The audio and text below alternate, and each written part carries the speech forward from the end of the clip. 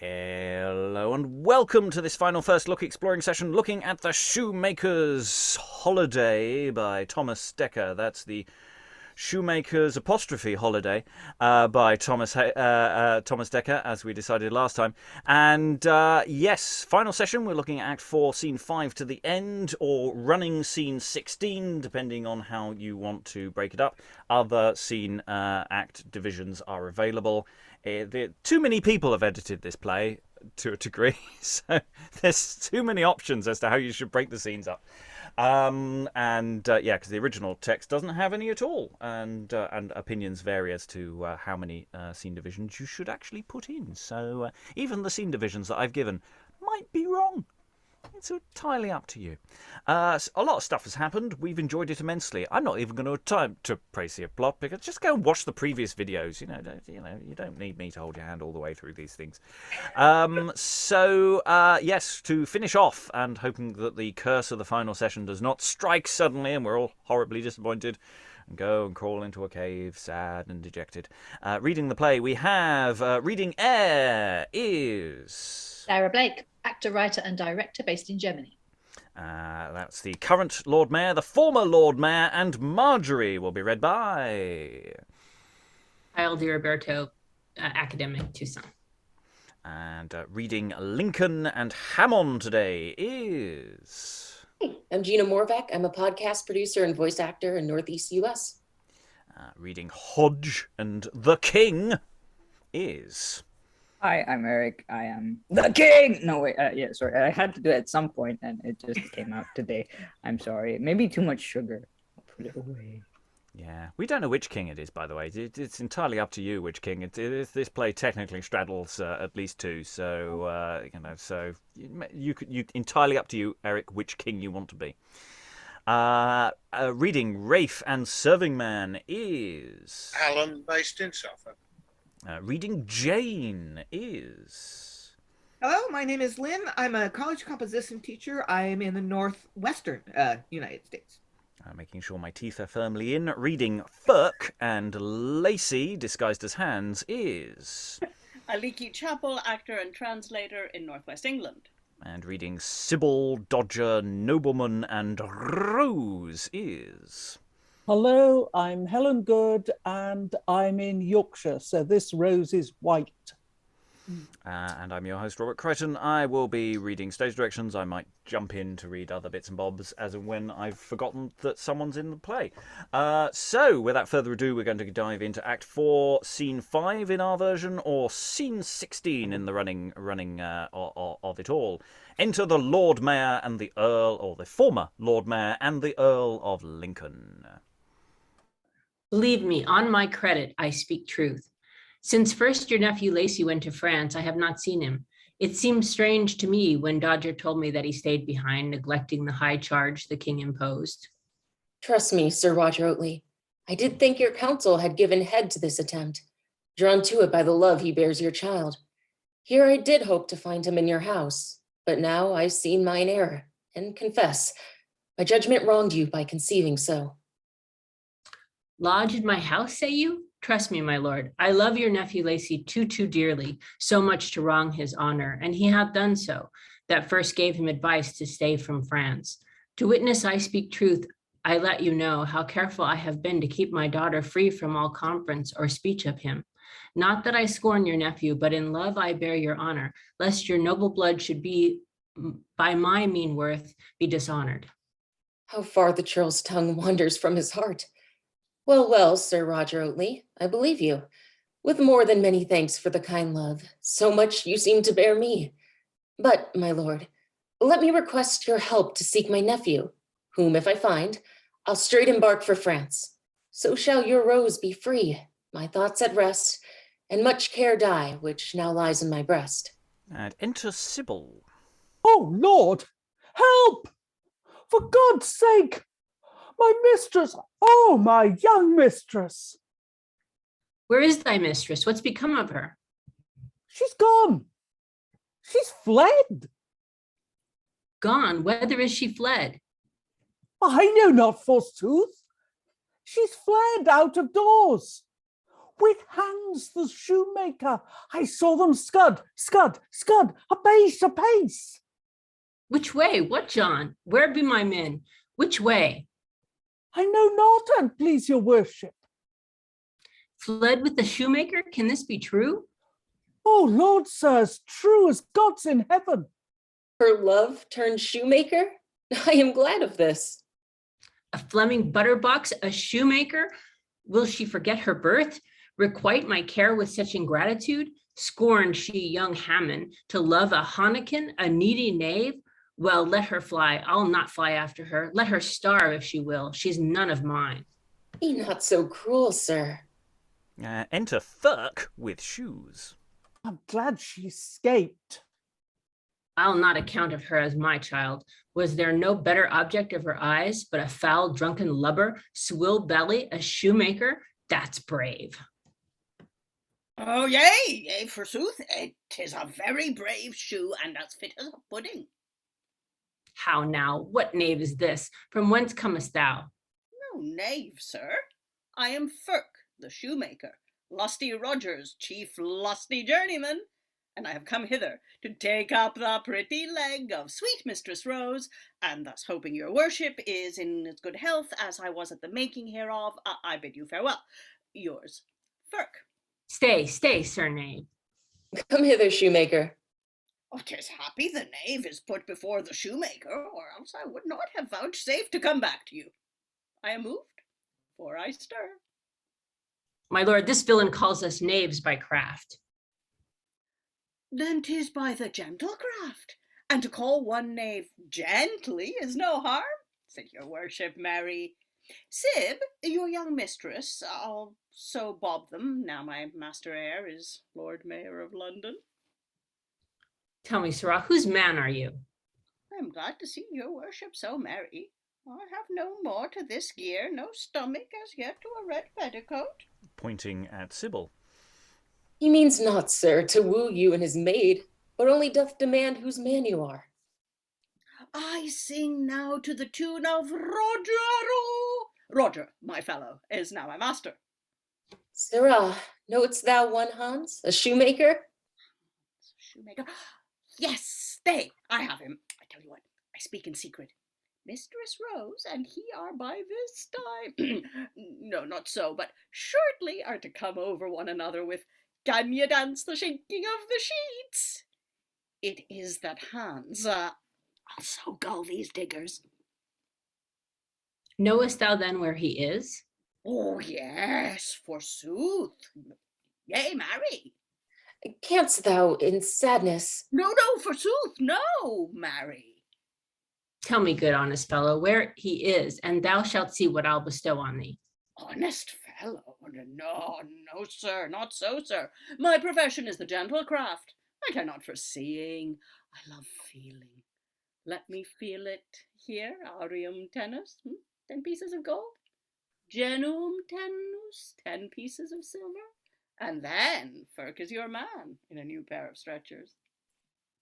Here is an angel, part of thy reward, which I will give thee. Tell me where he is. No point. Shall I betray my brother? No. Shall I prove Judas to Hans? No. Shall I cry treason to my corporation? No. I shall be firked and yerked then. But give me your angel. Your angel shall tell you. Do so, good fellow. 'Tis no hurt to thee. Send simpering Syb away. Huswife, get you in. And exit Sybil. Maids have ears, and maids have wide mouths. But for Hans Prowns, upon my word, tomorrow morning he and young Mistress Rose go to this gear. They shall be married together by this rush, or else turn Firk to a firkin of butter, to tan leather withal. But art thou sure of this?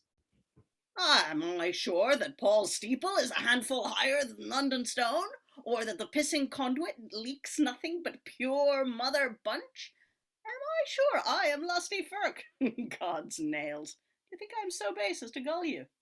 Where are they married? Dost thou know the church? Never go to church. But I know the name of it. It is a swearing church. Stay a while. 'Tis I by the mass. No. 'Tis I by my troth. No, not that. 'Tis I by my faith. 'Tis I by my faith's church under Paul's cross. There they shall be knit like a pair of stockings in matrimony. There they'll be in Connie. Upon my life, my nephew Lacy walks in the disguise of this Dutch shoemaker. Yes, forsooth. Does he not, honest fellow? No, forsooth. I think Hans is nobody but Hans. No spirit. My mind misgives me now. 'Tis so indeed. My cousin speaks the language, knows the trade. Let me request your company, my lord. Your honorable presence may, no doubt, refrain their headstrong rashness when myself, going along, perchance, may be o'erborne. Shall I request this favor? This, or what else? And you must rise betimes, for they mean to fall to their hay pass and repass, pindy pandy, which hand will you have, very early. My care shall every way equal their haste. This night accept your lodging in my house. The earlier we stir, and at St. Faith's prevent this giddy harebrained nuptial. This traffic of hot love shall yield cold gains. They ban our loves, and will forbid their bans. And exit the former Lord Mayor. At St. Faith's Church, thou sayest? Yes, by their troth. Be secret, on thy life. And exit Lincoln. Yes, when I kiss your wife. There's no craft in the gentle craft. I came hither of purpose with shoes to Sir Roger's worship, whilst Rose, his daughter, be coney catched by Hans. So now, these two gulls will be at St. Faith's Church tomorrow morning to take Master Bridegroom and Mistress Bride napping. They, in the meantime, shall chop up the matter at the Savoy. But the best sport is, Sir Roger Oatley will find my fellow lame Rafe's wife going to marry a gentleman, and then he'll stop her instead of his daughter. Oh, brave! There will be fine tickling sport. Now, what have I to do? Oh, I know now. A mess of shoemakers meet at the Woolsack in Ivy Lane to cozen my gentleman of lame Rafe's wife. That's true. Oh, alack, alack. Girls, hold out tack, for now smocks for this jumbling shall go to rack. And exit Firk, having helpfully just explained the plot for anyone who hadn't figured it out earlier from, watching the play. Because even though we hadn't been explicitly told that, I don't think we were explicitly told where. I can't remember if we knew precisely where Rose and Hans were going to be getting married. We definitely knew that the other two were going to get married at St. Faith's Church. So you could intimate all of that perfectly well. But Firk, just for anyone who's just not been paying attention, just carefully explains this is the setup for the final sequence of the play. Just go. It'll be great. Stick around. Don't head to the bar. I like. It's a nice sort of moment when Firk just sort of is that. Is this an aside, or is it just Firk just speaking too quickly before his brain engages when he just goes, yes, no. Yeah, I think Firk's tongue definitely runs faster than his brain. Mm. Yes, there's some intimations of naughtiness, of course, as well, for a certain jig that might be being danced. Between the sheets, that one. Yeah. Yeah, there's quite a bit he said I didn't understand, but I understood that bit. Yeah, I think the actor needs to carefully go through this and make sure they know where all the bodies lie. In terms of the double entendres and the references, there's a lot of references there that are very specific sort of London business. Sybil seems to be definitely acquiring more clothing from her mistress. I don't recall the red petticoat, but it was purple stockings, wasn't it, last time? Yes. Yep. A stomacher, gloves. Cambric apron. So red petticoat has been. Maybe that was the last transaction because we didn't find out what she got from Rose last time. It was just a sort of hint at it. So maybe a flash of a red petticoat, and I hope it was on stage. It was just literally, oh, for God's sake, there you go. though that might be a little too complicated. Other thoughts in the room about this scene? It's sort of mostly engaging with plot of moving things forward, but yeah, there's good business within it as well. Thoughts in the room? Aliki has an excellent question in the chat, but I'll go to Eric first. I was wondering why Lincoln, like the Earl of Lincoln's nephew, would know about being a shoemaker, because Lincoln does say, my cousin speaks the language and knows the trade, and I'm like, what? We actually got this plot point in Yeah. the first session. He was given money to go and travel through Europe and spent it all before he made it through Germany, and had to apprentice himself to a shoemaker to earn his bread. Yes, it passed by possibly too quickly for anyone to actually take it in. But it was there. They did lampshade this slightly implausible element. But yeah, ran out of money, had to do a job, do some work. Aliki, what was the question you asked in the chat? Say it out loud for the listeners at home. Okay, I want to know where the pissing conduit is and why it leaks nothing but pure mother bunch. Right, I do have some notes on that somewhere, which I'll dig out. It's probably just off Cheapside, though other pissing conduits are available. But I think the specific one they're talking about, I believe that there is a reference to a specific ale provider, Mother Bunch. So it's a specific reference to ale that I have. Right.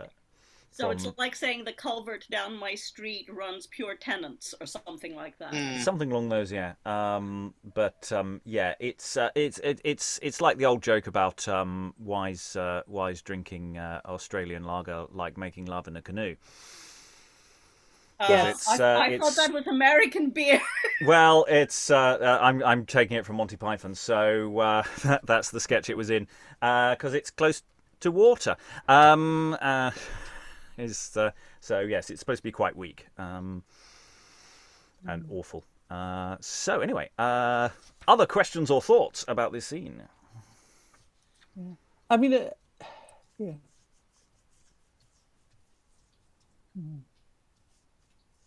No. Oh, I mean, it's what you said, isn't it? It's basically exposition. It's just that Firk, somebody who knows what Firk is actually saying and is a good clown, keeps it entertaining. It's jokes position. Yeah. And I do like, we've had it before. We've had it with clowns before. Firk talking to someone slightly higher status and addresses the Lord Mayor in the form of a letter. At one point, so it's a very terribly formal. Bid you farewell. Yours sincerely, Firk. P.S. Eric. Yeah, I'm just intrigued by the fact that he sends Sybil away, but because he kind of clearly they're both in on it. So there's a part of me going, is that just kind of to give the impression that they're not in on it, or is it just sort of I don't know, smoke and mirrors kind of thing? I don't know. Yeah. Helen. Yes, I mean, I think Sybil has a theory, or has a wish, or has something, and she's obviously on the point of interposing herself, but to prevent Firk giving them away or something like that. So he has to get rid of her because she's quite possibly trying to wrestle him to the ground. Yeah, I mean, this is the thing. I don't think she's working with Firk. I think Firk is too much of an agent of chaos. I think, the fact that he is actually working on her side is actually coincidental. She doesn't know that. Or I don't think she is. She does. No, I mean, she assumes that he's going to give them away. Yeah. And say that they're going to the Savoy. Which we've established in chat was the Las Vegas of its time for marriages. Though Chop Up the Matter at the Savoy has quite a good modern take on it, which I quite like. So I don't think the early modern meaning was there. Anyway, any other thoughts before we move on to what we're calling Act 5? For the sake of actness. Okay, otherwise running scene 17 as we have it. And Briony, are you there? Would you like to join us? I am here. My laptop finally got here. Excellent. You have a script. You're with us? Yeah. Would you like to take on Margery and first Prentice for the duration? Not massive roles, but they are there. And yes, you're more than you can introduce yourself to the audience at home as well, because you haven't had a chance to do it. I'm Briony and I'm late. I'm in Lincolnshire in the UK. Lovely. Okay, Act 5, Scene 1, running scene 17. Enter Eyre, Margery, Hans, or Lacy disguised as Hans, and Rose. This is the morning then. Stay, my bully, my honest Hans. Is it not? This is the morning that must make us two happy or miserable. Therefore, if you... Away with these ifs and ands and hands and these etceteras, by mine honour, Roland Lacy, none but the king shall wrong thee. Come, fear nothing. Am I not Eyre? Is not Eyre Lord Mayor of London? Fear nothing, Rose. Let them say all what they can. Dainty, come thou to me. Laughest thou? Good my lord, stand her friend in what thing you may. Why, my sweet Lady Margery, think you Simon Eyre can forget his fine Dutch journeyman? No, va, fie, I scorn it. It shall never be cast in my teeth that I was unthankful. Lady Margery, thou hast never covered thy Saracen's head with this French flap, nor loaden thy bum with this farthingale. 'Tis trash, trumpery, vanity. Simon Eyre has never walked in a red petticoat coat, nor wore a chain of gold, but for my fine journeyman's Portuguese. And shall I leave him? No. Prince I am none, yet bear a princely mind. My lord, 'tis time for us to part from hence. Lady Margery, take 2 or 3 of my pie crust eaters, my buff jerkin varlets that do walk in black gowns at Simon Eyre's heels. Take them, good Lady Margery, trip and go, my brown queen of periwigs, with my delicate Rose and my jolly Roland, to the Savoy. See them linked countenance in the marriage, and when it is done, cling, cling, together, you Hambro turtle doves. I'll bear you out. Come to Simon Eyre, come, dwell with me, Hans. Thou shalt eat mince pies and marchpane. Rose, away, cricket. Trip and go, my Lady Margery, to the Savoy. Hans, wed and to bed. Kiss and away. Go, vanish. Farewell, my lord. Make haste, sweet love. She'd fain the deed were done. Come, my sweet Rose, faster than deer will run. And exeunt Hans, Rose, and Margery. Go, vanish, vanish. Avaunt, I say. By the Lord of Ludgate, it's a mad life to be a Lord Mayor. It's a stirring life, a fine life, a velvet life, a careful life. Well, Simon Eyre, yet set a good face on it, in the honour of St. Hugh. Soft. The king this day comes to dine with me, to see my new buildings. His Majesty is welcome. He shall have good cheer, delicate cheer, princely cheer. This day my fellow prentices of London come to dine with me too. They shall have fine cheer, gentlemanlike cheer. I promised the mad Cappadocians when we all served at the Conduit together that if ever I came to be Mayor of London, I would feast them all. And I'll do it. I'll do it by the life of Pharaoh. By this beard, Simon Eyre will be no flincher. Besides, I have procured that upon every Shrove Tuesday, at the sound of the pancake bell, my fine dapper Assyrian lads shall clap up their shop windows and away. This is the day, and this day they shall do it. They shall do it. Boys, that day are you free? Let masters care, and prentices shall pray for Simon Eyre. And exit through the red curtains. It suddenly felt like very panto, that bit. It was just when it suddenly goes away, away, and then turns to the audience. Oh, bye. You just caught me here. What, this old thing? Something very nice about that. And yeah, holiday number 2 is coming up by the looks of things. Yeah, we've got Eyre just Lady Margery. I don't think we've had Lady Margery before, have we? Yeah. I don't think we've even had Margery before, so that's an interesting construction. And Margery, yes, she'd fain the deed were done, but let that pass, I feel, is a bit of that line that was missing. I think she would have said that before. Alan. Sounds to me like Eyre has got access to the Lord Mayor's wine collection and extensively diminished it. Well, I mean, here's the thing: is that when he's talking about he's going to feed all these people, this is basically the Lord Mayor's one of his really big, expensive obligations is basically to hold open house. It's one of the reasons why it's all really, really stupidly expensive to do. So he's sort of obliged to do this, regardless whether he wants them to turn up or not. People are going to turn up and expect to be fed, yeah, he's got to do it, and he's got to pay for it. So. Yeah. Eric, then Lynn, I think. I just wanted to give a cheer for the brave princesses of London. Yay! Because, we've had them in other places doing lots of defending of London and all that stuff. Yeah, it was. I like how Simon kind of has this sort of, he's in touch with the reality, but also not. He's kind of in between his own little world and, Yes, because he life. keeps saying he won't dress up too much and he's not going to do too much finery, and then he immediately says we're going to do all this wonderful stuff with stuff, and yeah. And I was wondering if he took the red petticoat from Sybil in the previous scene. I think that may just be a coincidence. Yeah. Helen, before I go to Lynn. Yeah, petticoat isn't entirely a female garment. It just means a small coat. It's the red, I think, is important. And as mayor, he would be obliged to wear a red gown.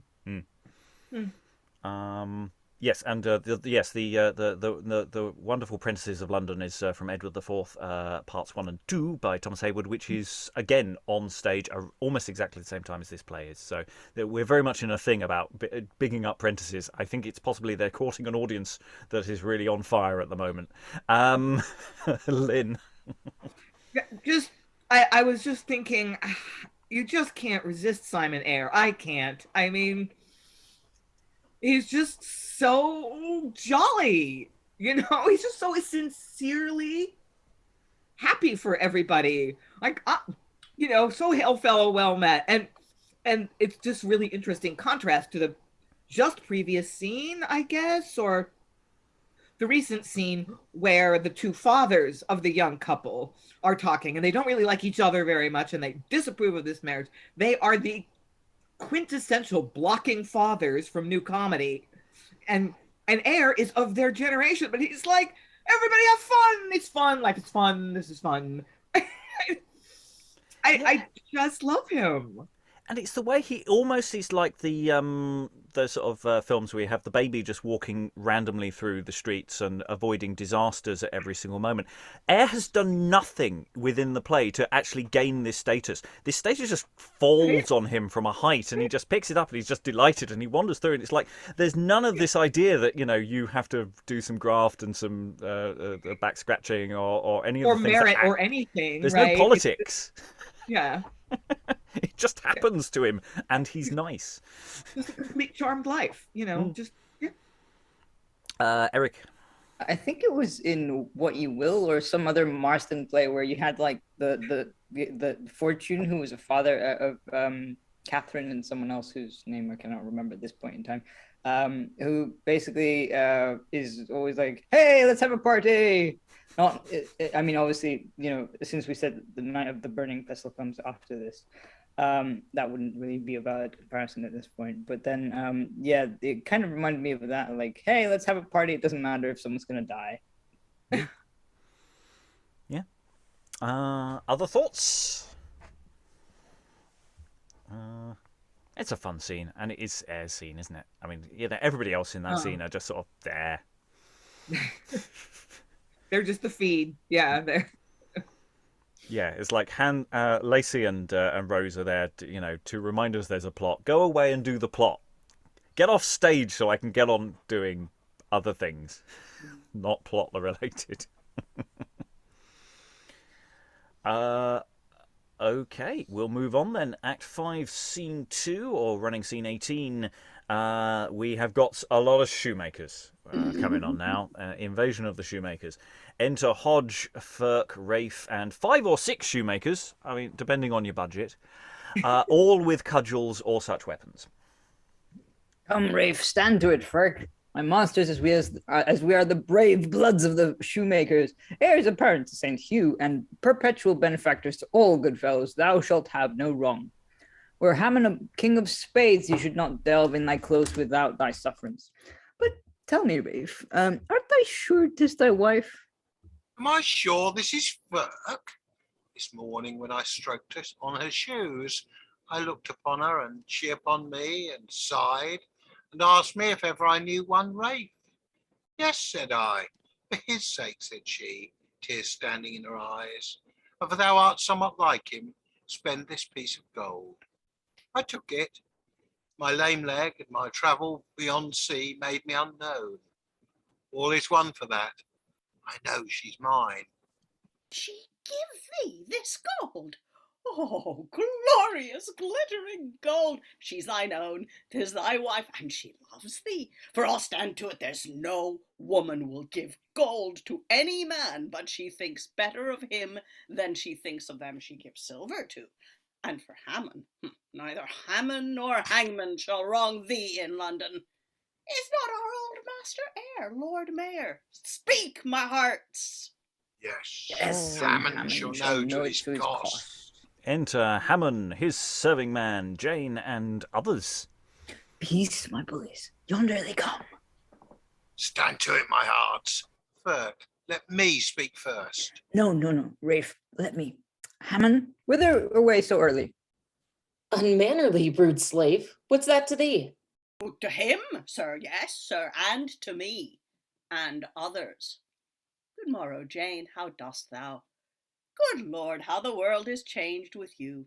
God be thanked. Villains, hands off. How dare you touch my love?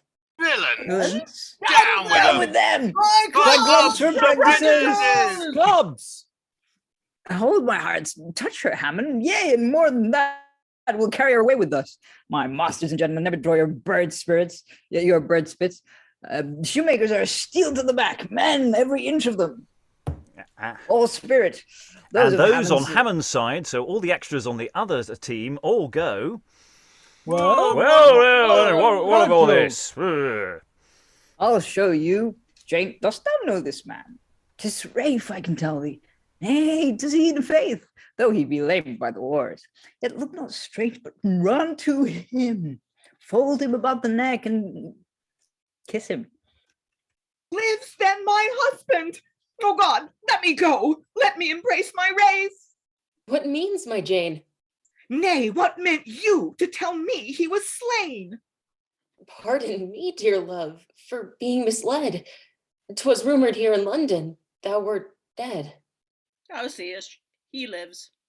Lass, go pack home with him. Now, Master Hammon, where's your mistress, your wife? Runes, master, fight, brah. Will you thus lose her?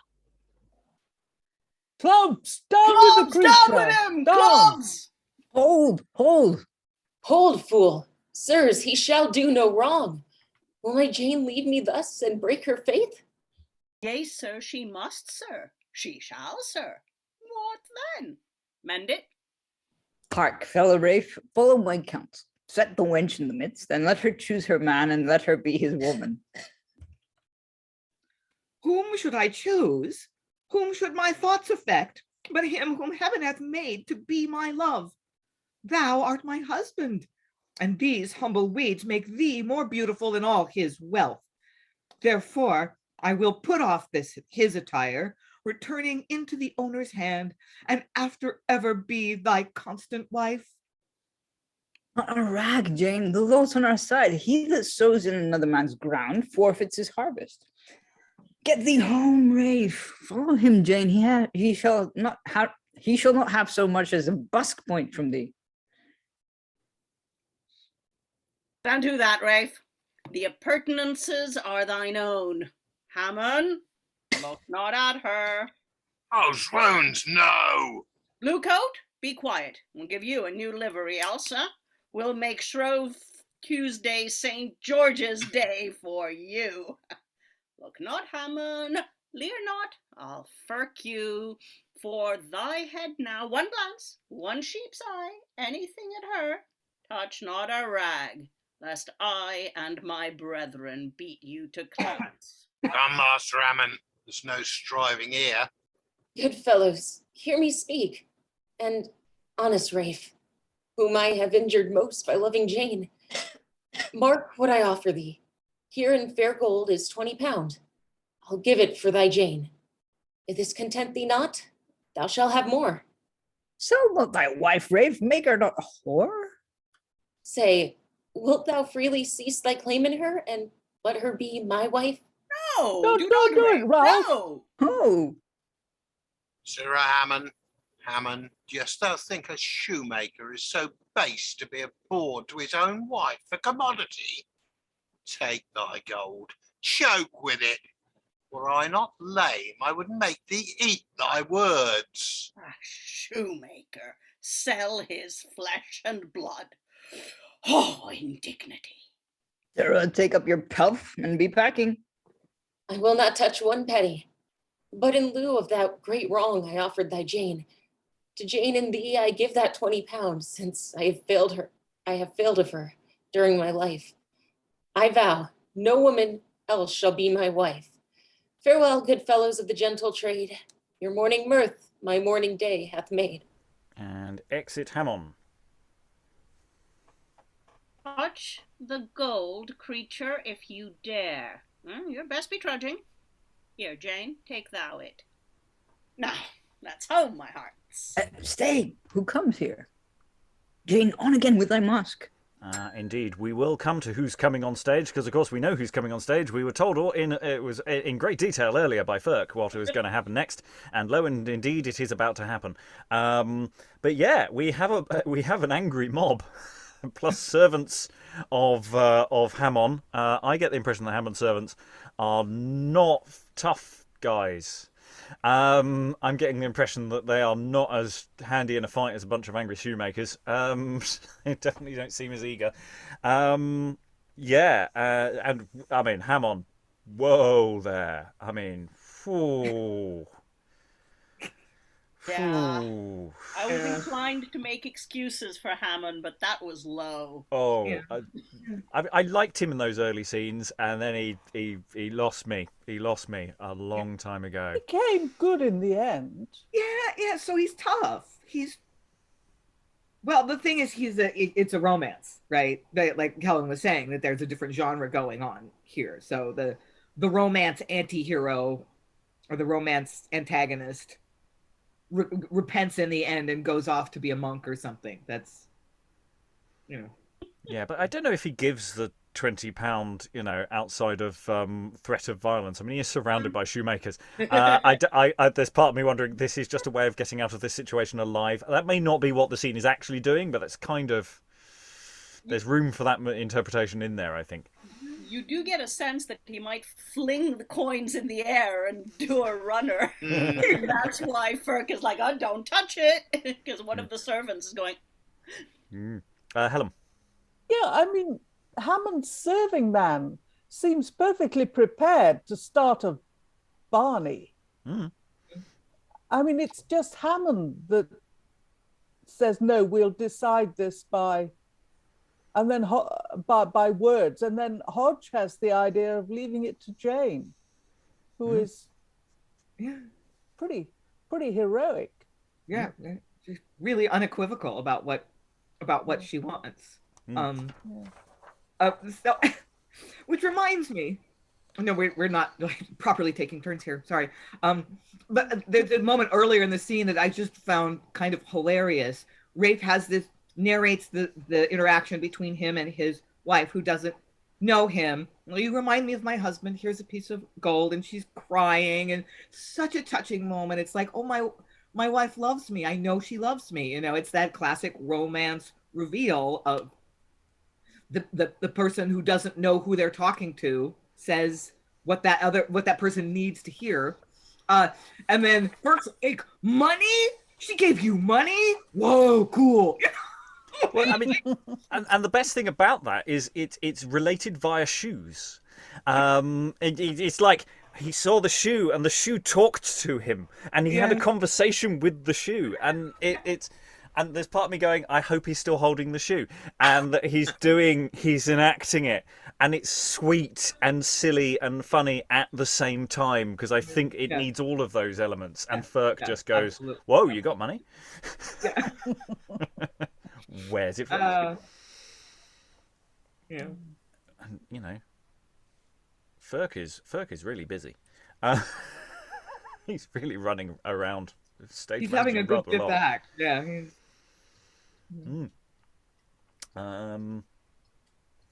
Yeah, and so we're getting and there is that moment when all the shoemakers go, no, do not, Ralph, and you're sort of almost wanting to just go to the audience and you want the audience to be shouting no for you as well, without actually queuing them up to do it.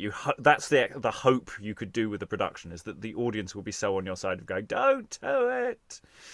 It's behind you. Yeah. Well, I say I wouldn't want to cue it up like a panto, but I would hope that you want the audience that audibly on your side. Lynn.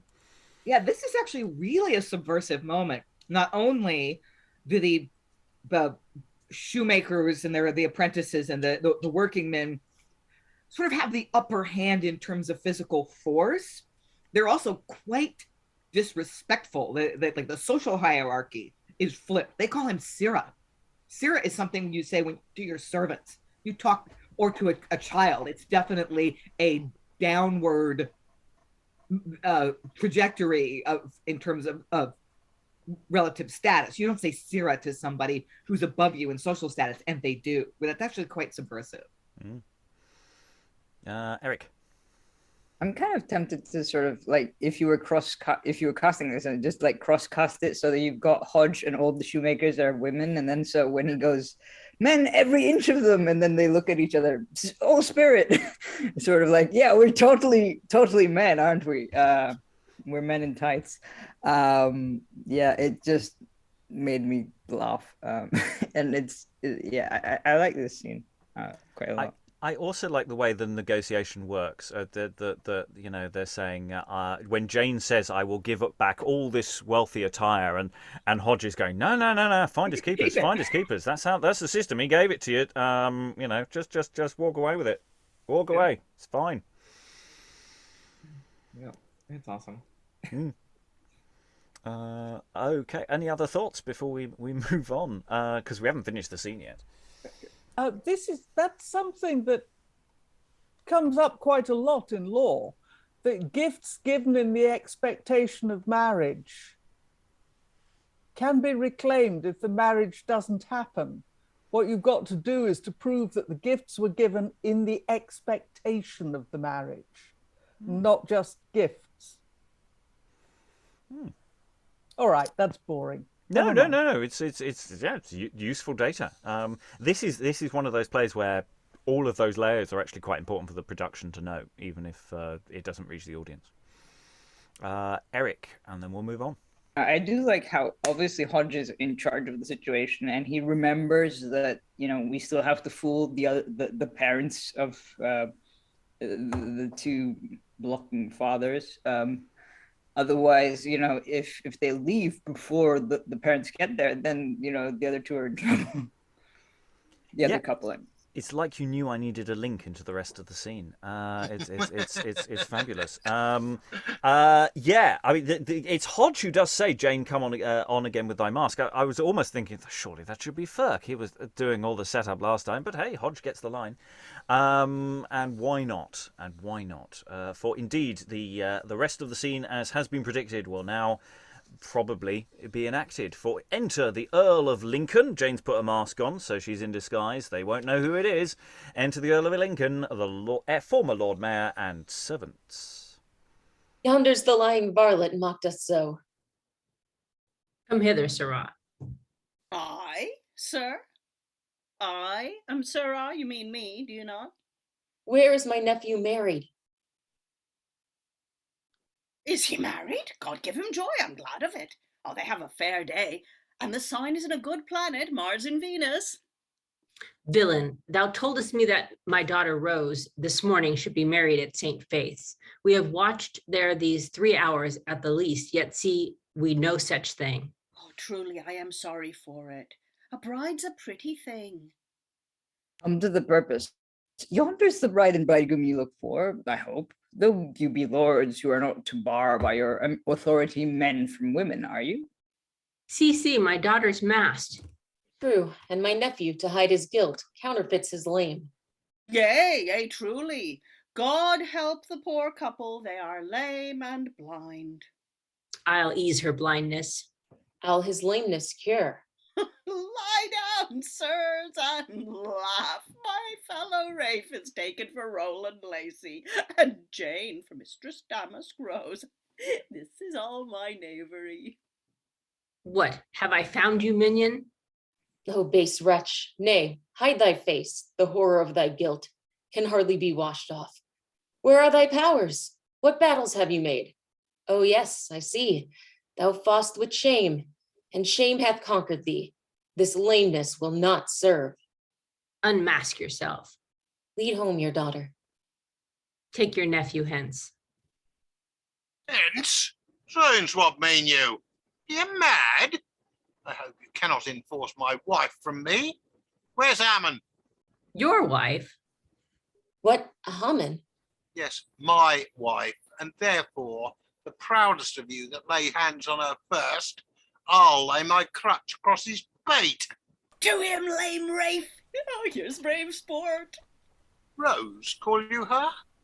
Why, her name is Jane. Look here, else. Do you know her now? And a masked Jane. Ta-da! Is this your daughter? No, nor this your nephew. My lord of Lincoln, we are both abused by this base, crafty varlet. Yea, forsooth, no varlet, forsooth, no base. Forsooth, I am but mean, no crafty either, but of the gentle craft. Where is my daughter Rose? Where is my child? Where is my nephew Lacy married? Why, here is good laced mutton, as I promised you. Villain, I'll have thee punished for this wrong. Punish the journeyman villain, but not the journeyman shoemaker. And enter Dodger. My lord, I come to bring unwelcome news.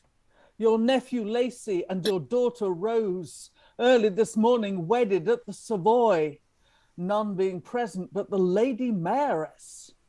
Besides, I learnt among the officers, the Lord Mayor vows to stand in their defence against any that shall seek to cross the match. Dares Eyre the shoemaker uphold the deed? Yes, sir. Shoemakers dare stand in a woman's quarrel, I warrant you, as deep as another, and deeper too. Besides, his grace today dines with the mayor, who on his knees humbly intends to fall and beg a pardon for your nephew's fault. But I'll prevent him. Come, Sir Roger Oatley. The king will do us justice in this cause.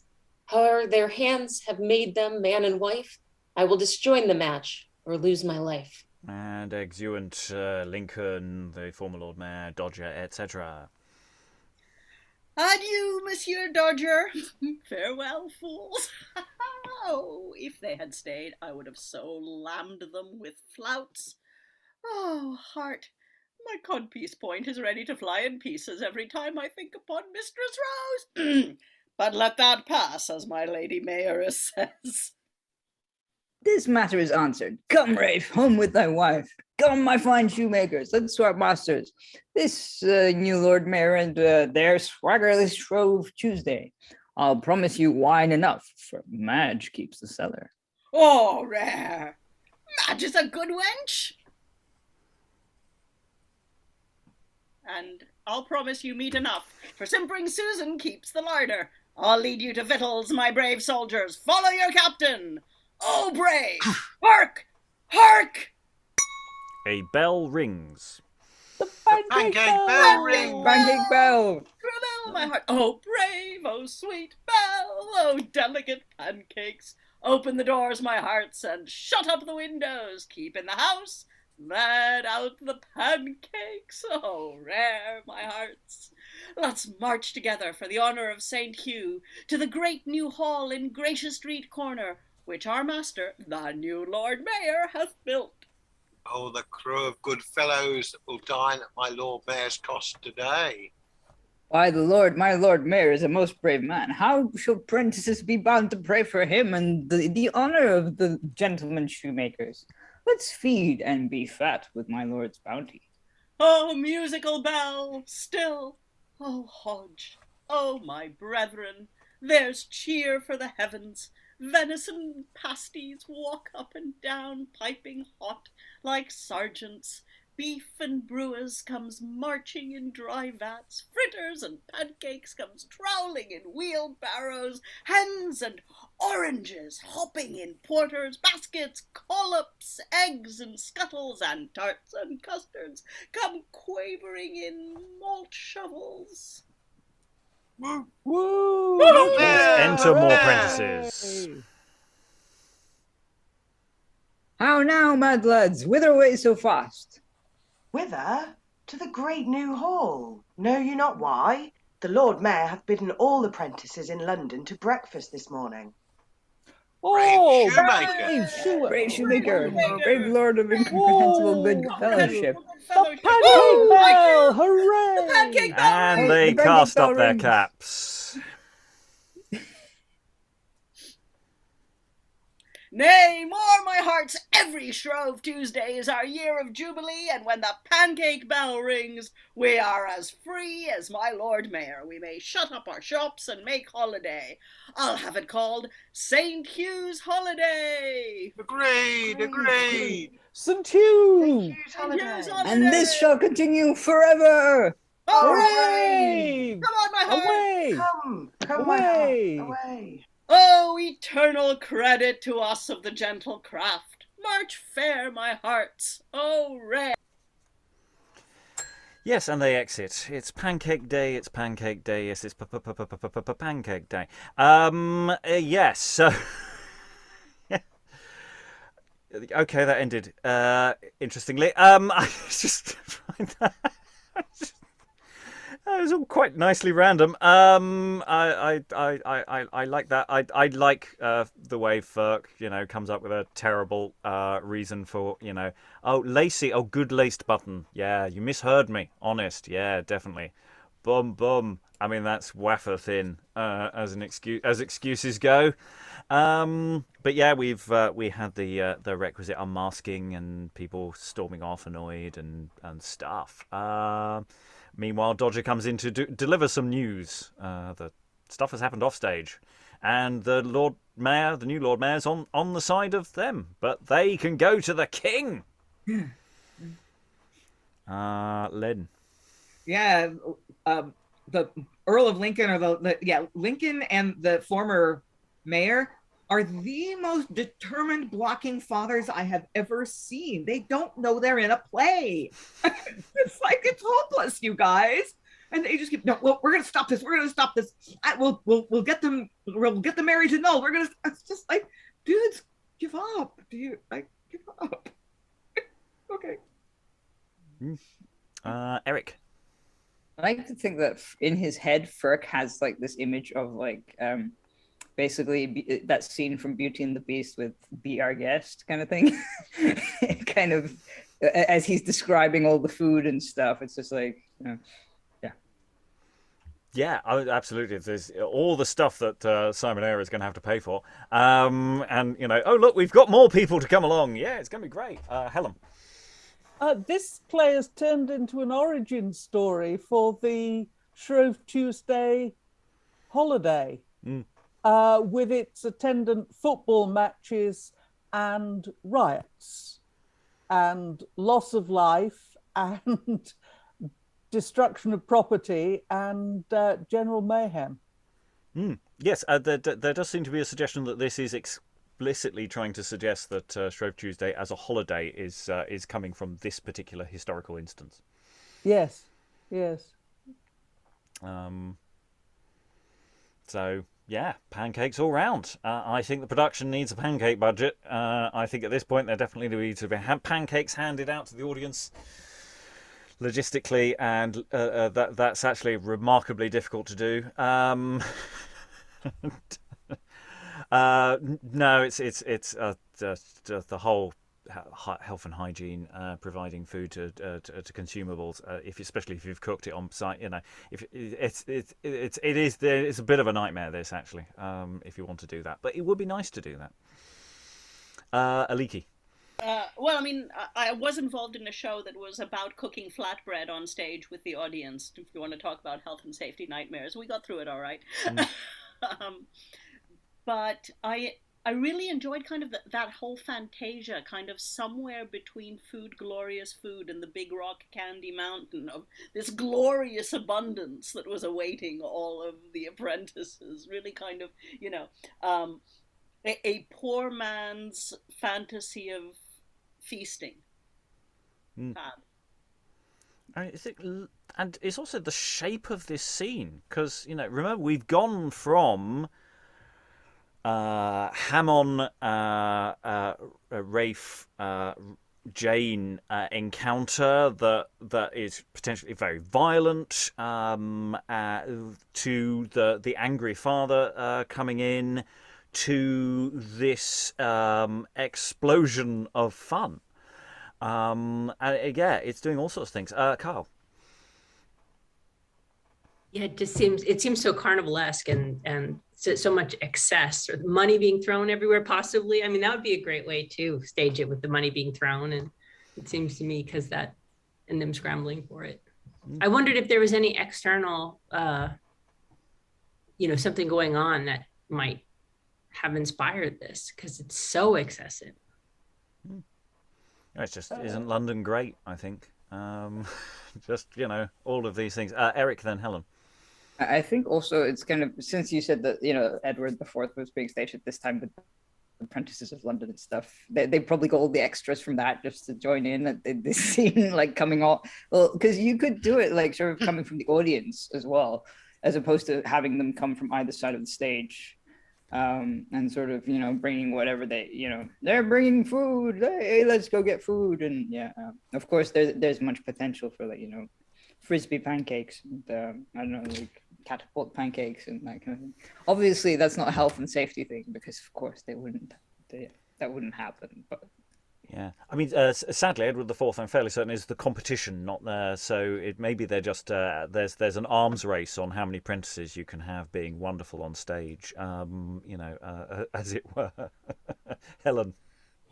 I mean, this was about the time. Sorry, we're talking 1599 here. Yeah. Yep.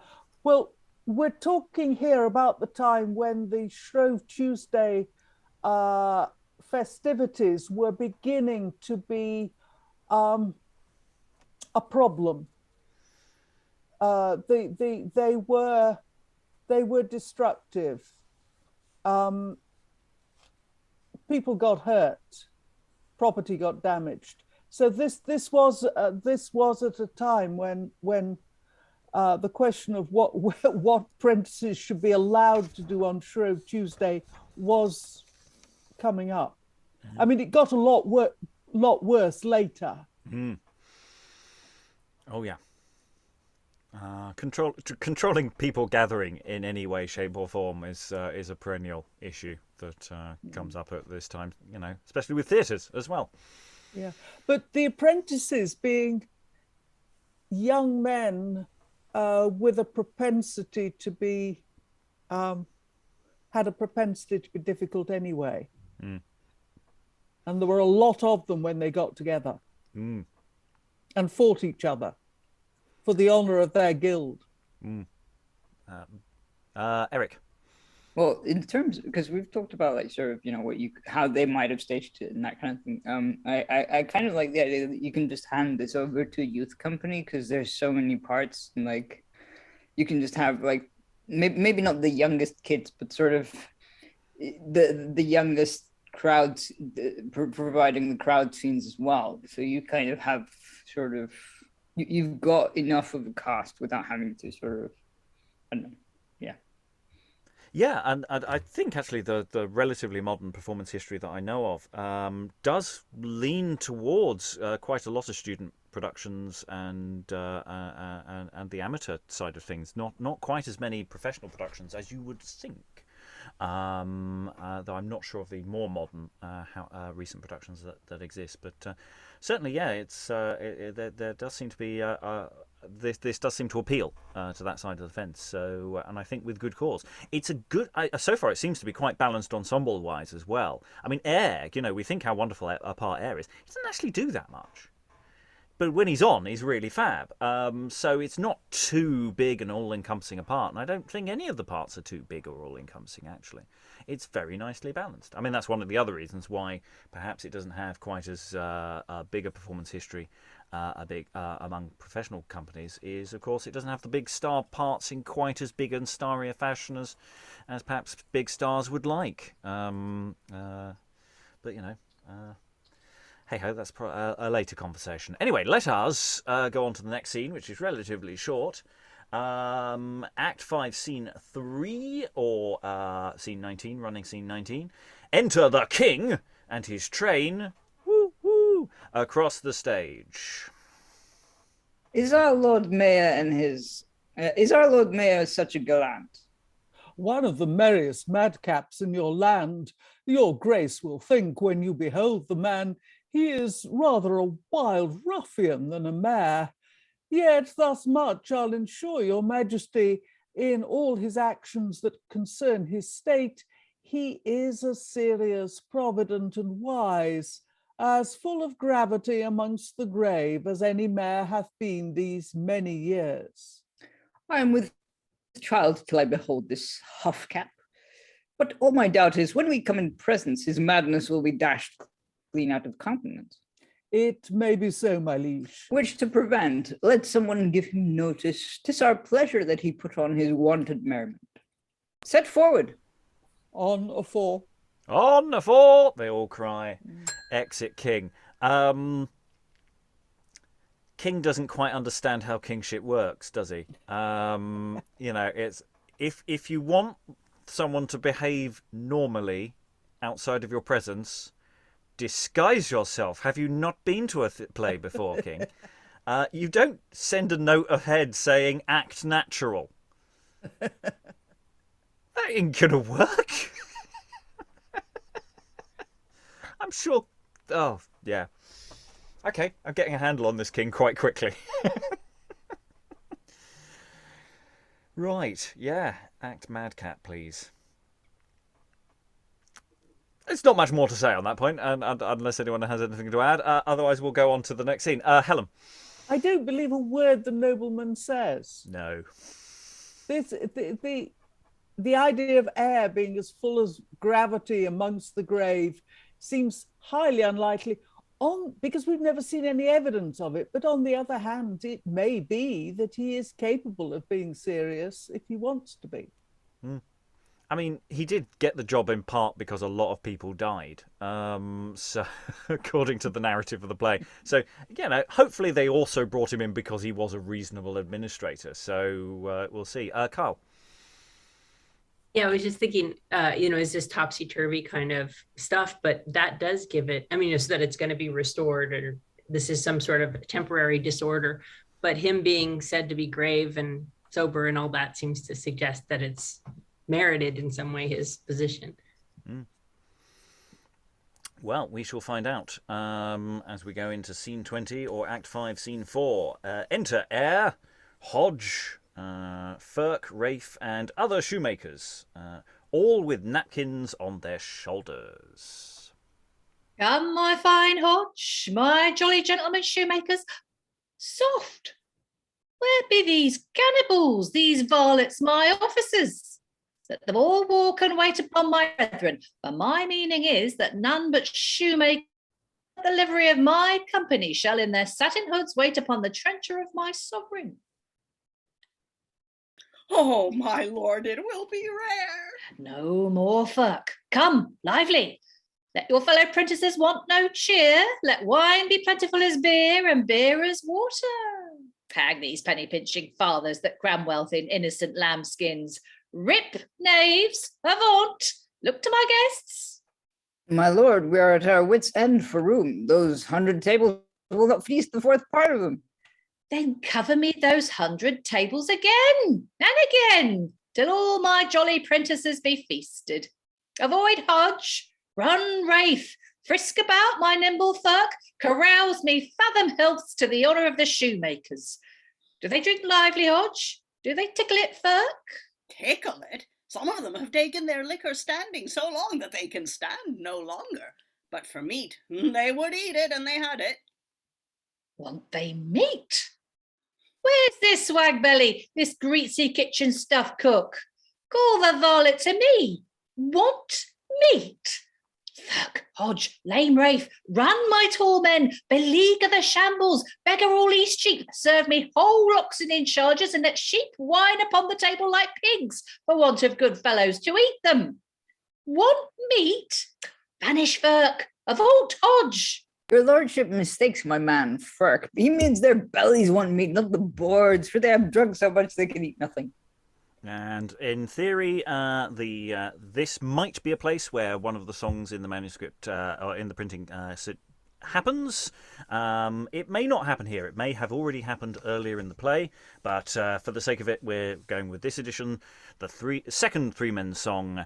Cold's the wind and wet's the rain, St. Hugh be our good speed. Ill is the weather that bringeth no gain, nor helps good hearts in need. Troll the bowl, the jolly nut brown bowl, and here, kind mate, to thee. Let's sing a dirge for St. Hugh's soul, and down it merrily. Down a down, hey down a down, hey derry derry down a down. Ho, well done, to me let come, ring compass, gentle joy, troll the bowl, the nut brown bowl, and here, kind mate, to thee, etc. Repeat as often as there be men to drink, and at last, when all have drunk, this verse. Cold's the wind and wet's the rain, St. Hugh be our good speed. Ill is the weather that bringeth no gain, nor helps good hearts in need. Enter Hans, Rose, and Margery.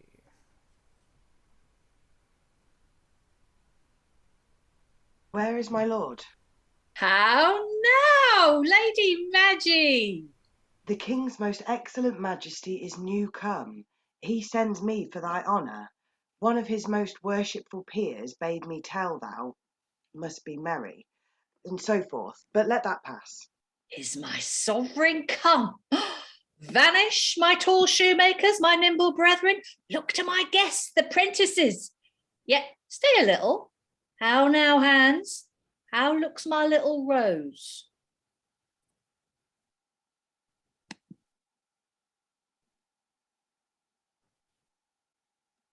Changing hats, mid-scene Lacy.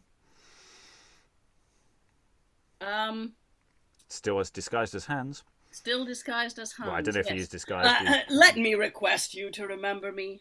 I know your honour easily may obtain free pardon of the king for me and Rose, and reconcile me to my uncle's grace. Have done, my good Hans. My honest journeyman, look cheerily.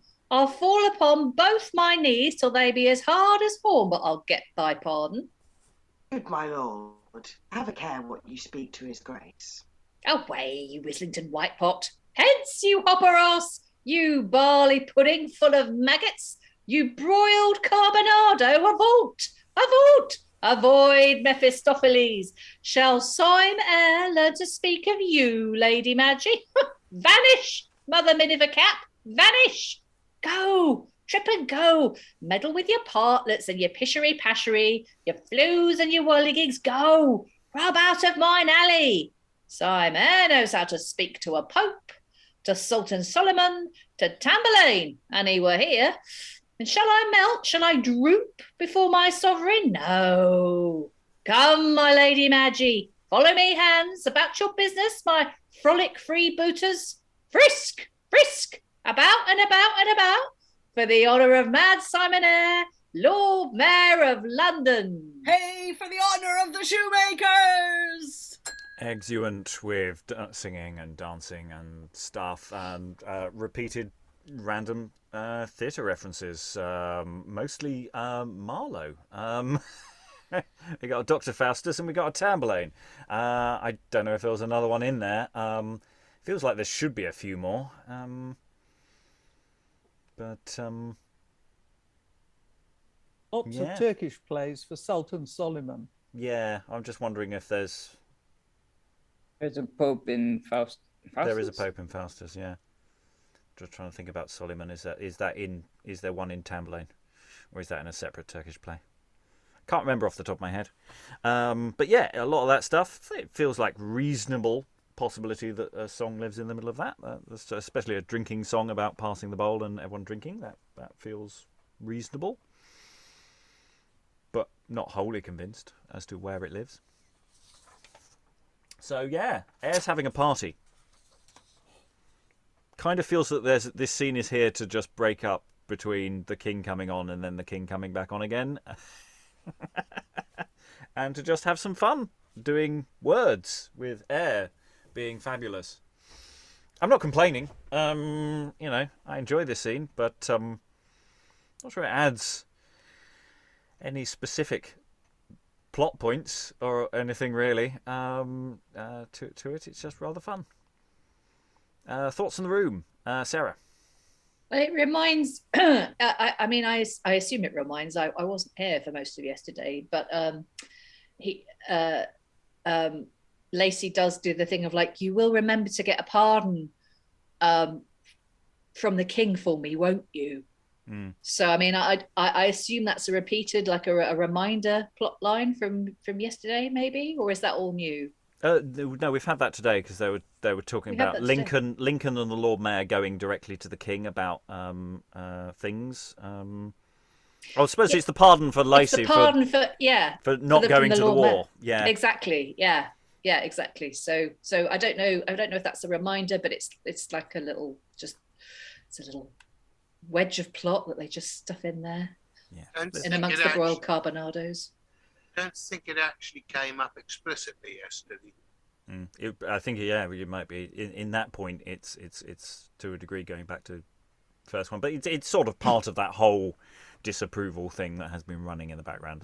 Is part of what the Lord Mayor and the Lincoln have been on about. Yeah. Sometimes it's hard to think of discussion points when you're just going, this is quite fun. It's much easier when you're disapproving. Eric. At least he got the memo, so now he can just be natural. Yes. Totally natural. Yes, is this Eyre being mad, or is this Eyre being Eyre? Will you be able to tell the difference?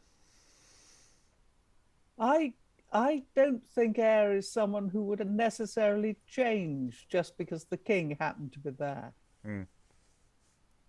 I wonder if thematically we can say that this is, a play that signals the end of, obviously the Middle Ages ended a while ago, but that kind of, blows a raspberry over its shoulder at the Middle Ages, because our hero is the guy who didn't go to war but made a lot of money for London. And yay apprentices, and yay London, and boo wars, or something like that. Yeah. Rafe is our hero too, and he did get wounded and all that. He did. Lynn, then Alan, I think. Just fidgeting. No. Yeah. No? So, yeah. Go, Alan. Go, Alan. Yeah, the one thing that got me was the couple of times Eyre was telling Rafe to run, which, given that the main character points that he's lame, seems a little bit bizarre. Well, if he's got crutches, he could actually move remarkably quickly, actually. But it's just it would be difficulty carrying anything at the same time. I just get the impression that Eyre and reality are sort of nodding acquaintances, not much more. Mm. Whereas Firk is the one who has to frisk. So, but that's probably just alliteration. Okay, we're going to go into our final scene, I think. Scene 21. And, I know, I hate to say it, but we're coming to an end. It's the end of an era. It's still time for the play to disappoint and for us to all go home really sad. Act 5, Scene 5, or Scene 21, a long flourish. Or 2. Enter the king, nobles, Eyre, Margery, Lacy, Rose, Lacy and Rose kneel.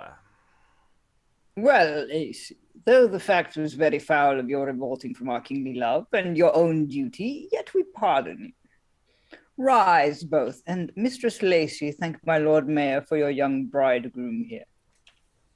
So, my dear liege, Eyre and my brethren, the gentlemen shoemakers, shall set your sweet majesty's image cheek by jowl by Saint Hugh for this honour you have done poor Eyre.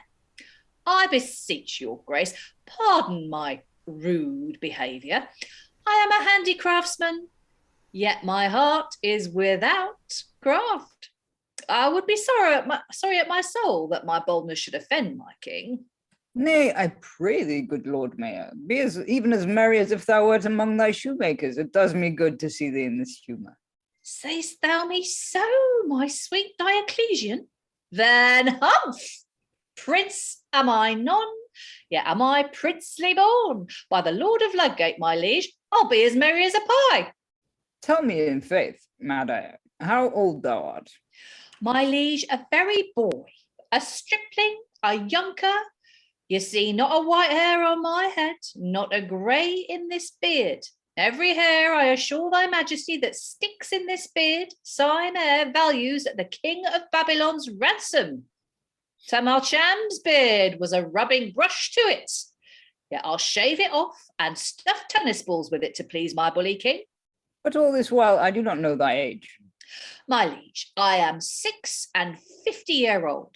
Yet I can cry humph with a sound heart for the honour of St. Hugh. Mark this old wench, my king. I danced the shaking of the sheets with her 36 years ago. And 2 or 3 young Lord Mayors ere I die. I am lusty still, Eyre still. Care and cold lodging brings white hairs. My sweet majesty, let care vanish. Cast it upon thy nobles. It will make thee look always young, like Apollo, and cry, humph! Prince am I none, yet am I princely born. Say, Cornwall, didst thou ever see his like? Not I, my lord. Now enter the Earl of Lincoln and the former Lord Mayor. Lincoln, what news with you? My gracious lord, have care unto yourself, for there are traitors here. Traitors? What? Where? Who? Traitors in my house? God forbid. Where be my officers? I'll spend my soul ere my king feel harm. Where is the traitor, Lincoln? Here he stands. Cornwall, lay hold on Lacy. Lincoln, speak. What canst thou lay unto thy nephew's charge? This, my dear liege, your grace, do me honor. Heaped on the head of this degenerate boy, desertless favors, you made choice of him to be commander over powers in France, but he... Good Lincoln, prithee pause a while. Even in thine eyes I read what thou wouldst speak. I know how Lacy did neglect our love, ran himself deeply in the highest degree into vile treason. Is he not a traitor? Lincoln he was. Now we have pardoned him. 'Twas not a base want of true valor's fire that kept him out of France, but love's desire. I will not bear his shame upon my back. Nor shalt thou, Lincoln. I forgive you both. Then, good, my liege, forbid the boy to wed, one whose mean birth will much disgrace his bed. Are they not married? No, my liege. We are. You are.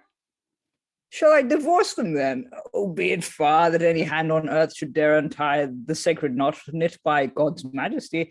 I would not for my crown disjoin their hands that are conjoined in holy nuptial bands. How sayest thou, Lacy? Wouldst thou lose thy rose? Not for all India's wealth, my sovereign. But Rose, I'm sure her Lacy would forego. If Rose were asked that question, she'd say no. You hear them, Lincoln? Yes, my liege, I do. Yet canst thou find in thy heart to part these two? Who seeks beside you to divorce these lovers? I do, my gracious lord. I am her father. Sir Roger Oatley, our last mayor, I think. The same, my liege. Would you offend love's laws? Well, you shall have your wills. You suit to me to prohibit the match. Soft, let me see. You both are married, Lacy, are you not? I am, dread sovereign. Then upon thy life I charge thee not to call this woman wife. I thank your grace. Oh, my most gracious lord. Nay, Rose, never woo me, I tell you true. Although as yet I am a bachelor, yet I believe I shall not marry you. Can you divide the body from the soul, yet make the body live? Yea, so profound. I cannot, Rose, but you I must divide. This fair maid, bridegroom, cannot be your bride. Are you pleased, Lincoln? Oatley, are you pleased? Yes, my lord. Then must my heart be eased, for credit me, my conscience lives in pain till these whom I divorced be joined again. Lacy, give me thy hand. Rose, lend me thine. Be what you would be, kiss her now. So that's fine, and tonight lovers to bed. Now let me see which of you all mislikes this harmony. Will you then take from me my child perforce? Why, tell me, Oatley, shines not Lacy's name as bright in the world's eye as the gay beams of any citizen? Yea, but my gracious lord, I do mislike the match far more than he. Her blood is too base. Lincoln, no more. Dost thou not know that love respects no blood, cares not for difference of birth or state? The maid is young, well-born, fair, virtuous, a worthy bride for any gentleman, besides your nephew for her sake did stoop to bare necessity, and as I hear, forgetting all honors and courtly pleasures to gain her love, became a shoemaker. Thus I redeem it. Lacy, kneel down. Arise, Sir Rowland Lacy. Tell me now, tell me in earnest, Oatley, canst thou chide seeing thy Rose a lady and a bride? I am content with what your grace hath done. And I, my liege, since there's no remedy. Come on then, all shake hands, I'll have you friends. Well, where there is much love, all discord ends. What says my mad Lord Mayor to all this love? Oh, my liege, this honour you have done to my fine journeyman here, Roland Lacy, and all these favours which you have shown to me this day in my poor house will make Simon Eyre live longer by 12 of warm summers more than he should. Nay, my mad Lord Mayor, that shall be thy name. If any grace of mine can lengthen thy life, one more honour more I'll do thee. That new building which at thy cost in Cornhill is erected shall take a name from us. We'll have it called the Leaden Hall, because in digging it you found the lead that covereth the same. I thank your majesty.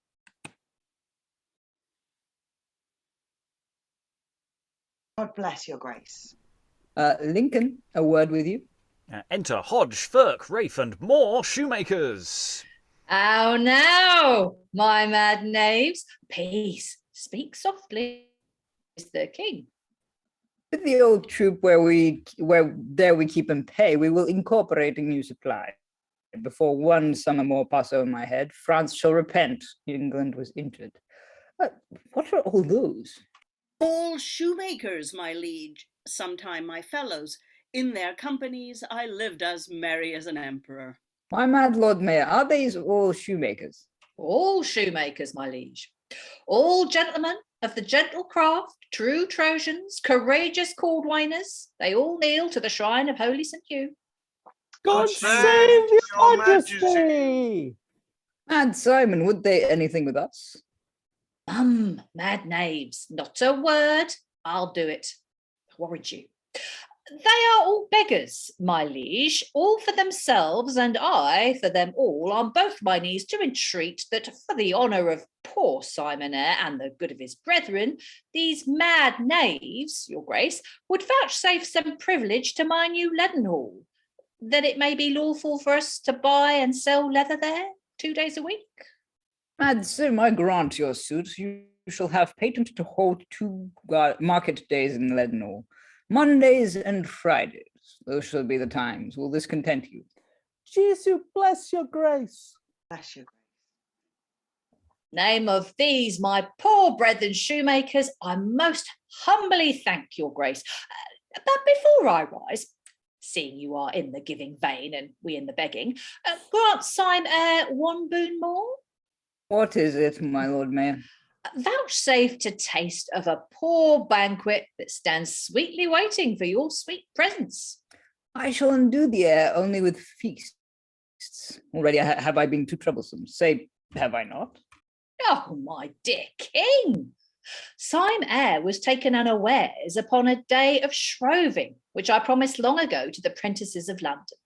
For, an it please your highness, in time past I bear the water tankard, and my coat sits not a whit the worse upon my back, and then, upon a morning, some mad boys, it was Shrove Tuesday, even as 'tis now, gave me my breakfast. And I swore then, by the stopple of my tankard, if I ever came to be Lord Mayor of London, I would feast all the prentices. This day, my liege, I did it, and the slaves have had 100 tables 5 times covered. They are gone home and vanished. Yet add more honour to the gentle trade. Taste of Eyre's banquet, Simon's happy maid. I will taste of thy banquet, and will say I have not met more pleasure on a day. Friends of the gentle craft, thanks to you all. Thanks to my kind lady mayoress for our cheer. Come, lords, a while let's revel at home, where when all our sports and banquetings are done, wars must right wrongs which Frenchmen have begun. And exit King Henry the 5.5.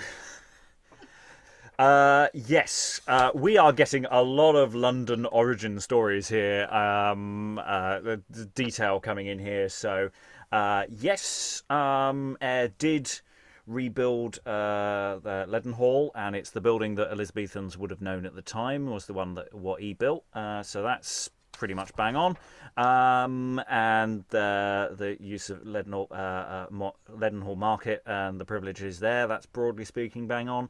And yeah, in terms of general stuff, what Londoners would know, these are all things that they can all tick on their sort of London origin myth / semi-historical truth bingo card, and they can all leave feeling thoroughly smug with their lot. Briony. That closing line was just perfection. Like, yeah, it was just the perfect closing line. Yeah, it's it couldn't be more London centric, really, could it? Eric. Yeah, and it's like, well, you know, let's party, and tomorrow do war. It's very kind of yeah. The king is kind of, hey, let's go kill people.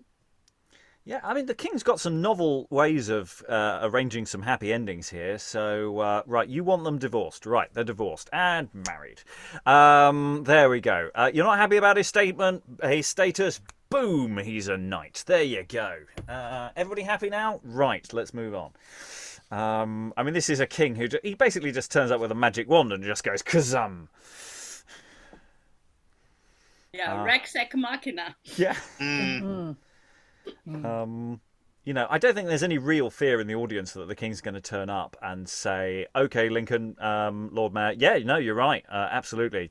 Split them up and marry them to people that you don't like. Yeah. Didn't feel that was a genuine proposition that was ever going to happen. And execute Lacy. Never felt like that was at stake. I never felt that. You know, we've talked about there are elements of this play that has a certain reality to it, but this element, the further we've gone in, the more holidaying that's gone on, the less that I've felt about it. Now, this does sort of complicate slightly our question about where we put the apostrophe, of course. That if this is Simon Eyre's founding of a holiday, then it is the Shoemakers holiday. So we might have to do an additional vote at the end of this session as to where we're putting the apostrophe. I thought this might happen. We might have to send it to committee and see what comes out. Lynn, were you waving? No. Alan. Well, you could subcontract the job to the grocers, and then the apostrophes would just appear anywhere at random. Yeah. So, yeah, I do love the, are they not married? No, my liege, we are. That's a lovely line. Yeah. So, it's fun. A certain level of chaos. Stuff going on. As this mad, merry chap, and therefore the king will give him anything. Yeah. Eric. It does feel a bit like that moment in If You Know Not Me where Hobson meets the Queen. But if they'd had an extensive conversation rather than just like, well, if you know not me, you're nobody, kind of thing. And kind of going on about like Hobson living with the illusion of having letters from the Queen and waiting to be paid back for all the taxes he's been paying. Whereas this is more like sort of party time. Yeah, I mean it's a bit like the ending of Georgia Green as well. It sans the disguise, which frankly the king should have done if he wanted to see Eyre in his natural habitat. Where again they all turn up at the end and they have a merry old time, and the king is terribly jolly. I mean it does raise the question, which we've raised before with some of these kinds of plays of, is this a history play? What genre do you place? I mean, it's a comedy. But we've got a lot of these sort of pseudo-history plays because there's a lot of history in here. I mean, it's massively telescoped from a sort of 30-year period. And it's not really that interested in it, but it does mark a lot of semi-historical landmarks and along the way. I'll go to Sarah then Alan.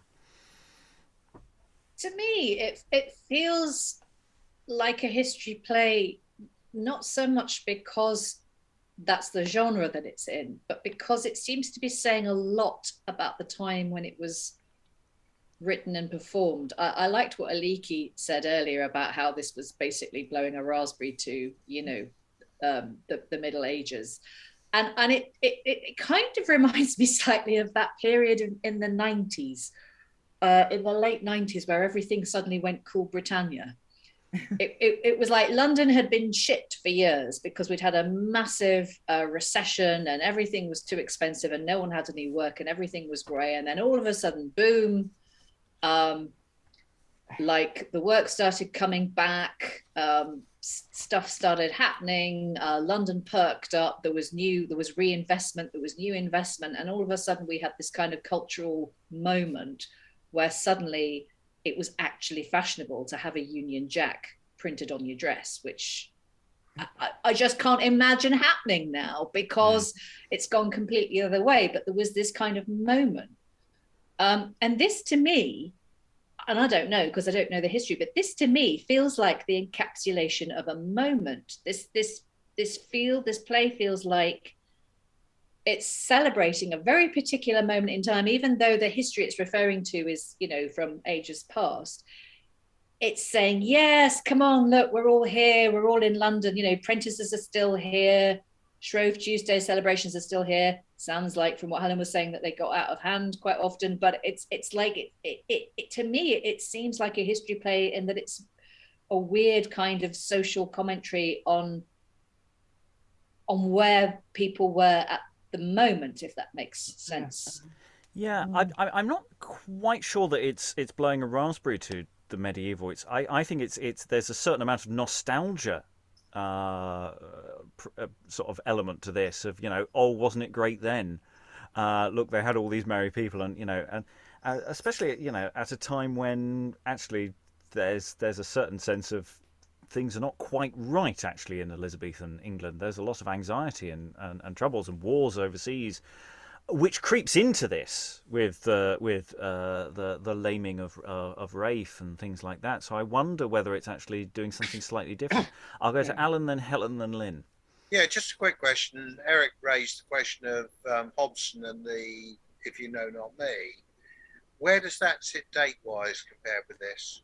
Slightly later. It might be 10 years later, I think, off the top of my head. I cannot remember, but I can. Sorry, which way round? Later. It's later than this. Oh, right, okay. It's definitely later than this. Because there did seem to be quite a lot of echoes of a very similar sort of character type, if nothing else.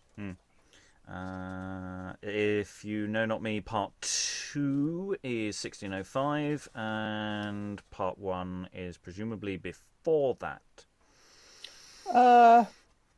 I don't know. I'm not so sure it was. It's definitely after this. Yes, but I don't know. I'm not totally convinced that part 1 was written before part 2. No, I'm fairly certain part 1 is definitely written before part 2. No, but they have a don't weird think relationship so. with each other. I from the internal evidence, I would say the reverse was true, but that's an argument for another time. Yeah, I definitely.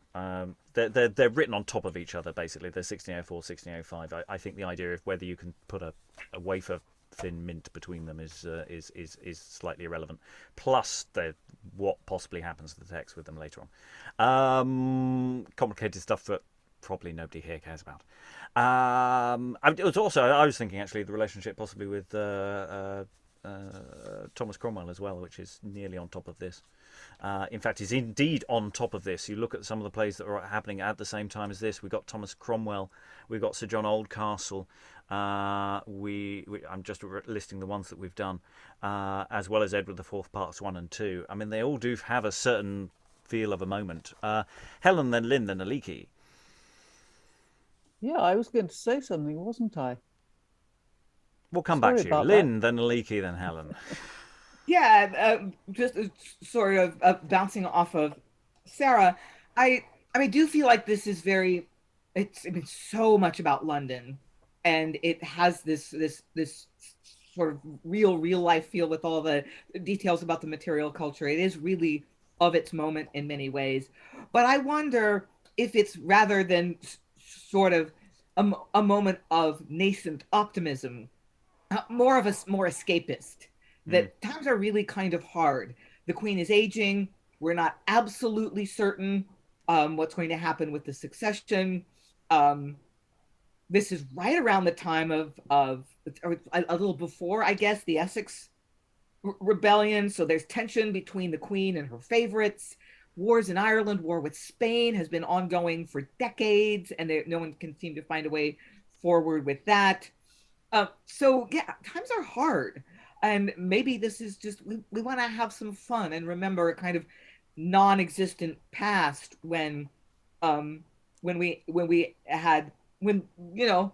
favors the good, and luck favors the joyous, and the king does what we want him to do, and he has the common touch, and everything is going to work out in the end. And maybe that's kind of what the audience needed at that time is just sort of a way of looking at life where everything might be okay, because real life was really quite hard at that time. Aliki, then Helen, then Carl. So I was thinking about what Alan and Eric said about Hobson, and he was based on a real person. And Eyre is also based on a real person. And I wonder if there's a sort of cultural tendency, the way there's a tendency to turn all outlaws into Robin Hood types who say they helped the poor, whether there's a tendency to remember good mayors past as being, the acme of generosity and kindness, or good businessmen past. Yes, I mean it's sort of baked into Lord Mayors because they have to keep open house. It's part of the gig, and so this perception of generosity. I mean, this play is definitely celebrating specific things that Eyre did, or is reputed to have done, which are not insubstantive. Helen. Yes, Lynn has said pretty much what I was going to say, except that I would add there were a series coming up to this of very bad harvests. There wasn't actual starvation except possibly in Lancashire, but there was a tremendous shortage of things like firewood in London. and it was not a good time. The 1590s really weren't, and this is reflected in the way the government was clamping down on seditious libel. Yeah, so for a play that is so obsessed about food, the relative absence of food is perhaps a really good marker there. Carl?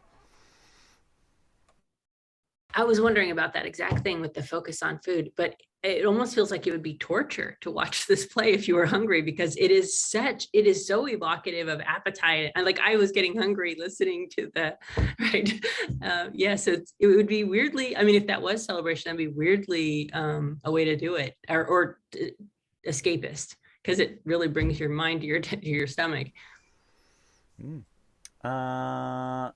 Eric?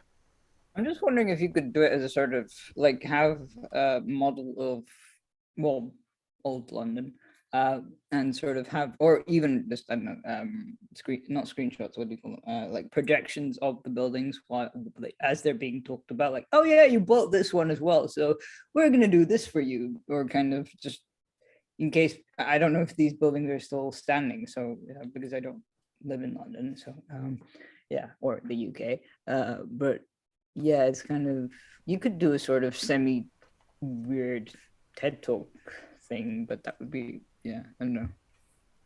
That might be too boring. Just trust the play kind of thing. Yeah, there are details where you have to make some decisions, but I think there's enough that just has to state you built a building, and that's fine. You don't need to know which one it was or where it is, or it just needs to be a great building. Okay, we're into extra time for some final thoughts. I suspect we're just going to say, yeah, let's do this thing, but let's see what comes around the room. Gina, you've been thrown in at the deep end of the close of a play. Any final thoughts? Sure. Again, because I don't know all the historical background, strictly from the theatrical background, I wanted to like this more than I actually did. I think when we started this part of the script, it had that chaos and that humor in it. And then by the time we got to the end, to me, it felt like it just kind of fizzled out.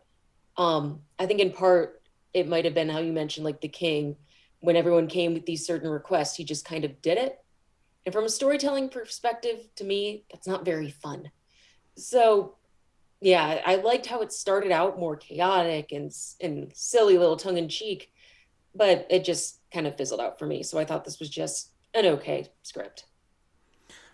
A king too far. Briony, you've been here on and off.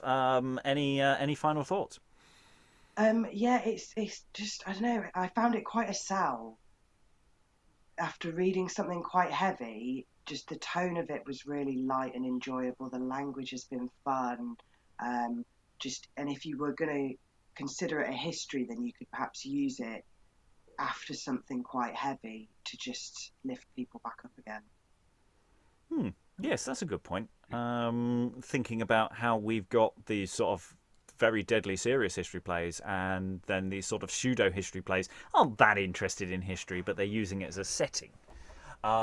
Historically set plays, I think maybe is the alternative name. I quite like that as the idea. Ancient Greek tragedy, would be followed by something by a satyr play to change the mood and the tone. Oh yeah, I like that thought.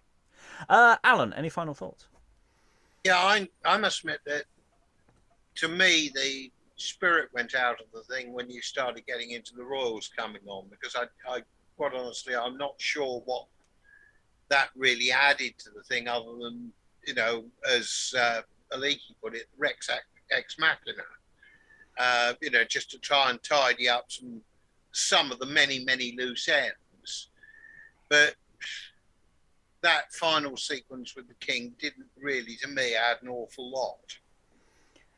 I think the king sequence works with the Lincoln and Lord Mayor. I can understand why people would get a bit not interested in all of the London history stuff when they're talking about, Eyre begging a new boon. But there's something quite fun about Eyre constantly pushing his luck with how much he can ask the king for.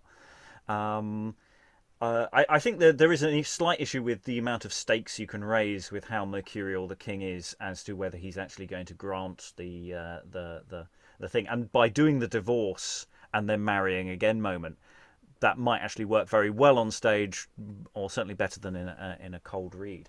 I mean, absolutely, he's a device. He's there to just tie up the last loose ends. Yeah, I think he's probably more manageable. Eric, any final thoughts? I'm just wondering why he asks so many times if everyone is are shoemakers, because like he asks at least 3 times, and he's been told, yes, these are shoemakers, dude. But there's so many of them, man. It's like there's shoemakers everywhere. Yeah, but it is one of those plays where you kind of have to go at it full tilt, I think. Otherwise, you're giving the audience an opportunity to think about it, and it's kind of. But also, you kind of want to enjoy all the the food, the relish, all that stuff. You can kind of imagine them throwing like candy into the audience or something.